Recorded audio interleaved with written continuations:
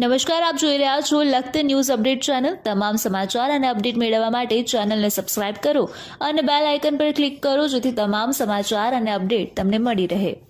નગરપાલિકા સંચાલિત જોરાવ નગર પ્રાથમિક આરોગ્ય કેન્દ્રની પાછળ મેડિકલનો કચરો જોવા મળતા જિલ્લા વિકાસ અધિકારી લાલઘુમ નગર CDHOને જવાબદાર સામે પગલાં ભરવા તાકીદ કરાઈ।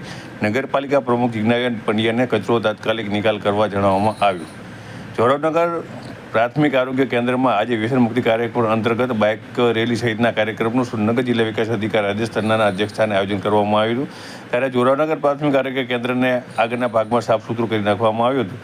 ત્યારે જિલ્લા વિકાસ અધિકારી જોરાવનગર પ્રાથમિક આરોગ્ય કેન્દ્રમાં આવ્યા ત્યારે જાગૃત નાગરિકો દ્વારા તેમને પાછળ પડેલ મેડિકલ વેસ્ટ અંગેની માહિતી આપતા તેઓ તુરંત પાછળ તપાસ કરવા પહોંચ્યા હતા।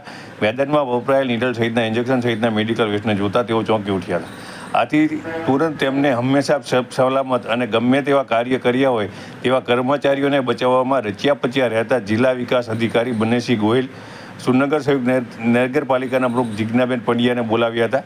કર્મચારીના બચાવ કરનાર બનેશી ગોહિલને જવાબદાર ડૉક્ટર કર્મચારીને નોટિસ ફટકારવા સહિત શિક્ષાત્મક પગલાં માટે થઈ પગલાં લેવા જણાવ્યું હતું।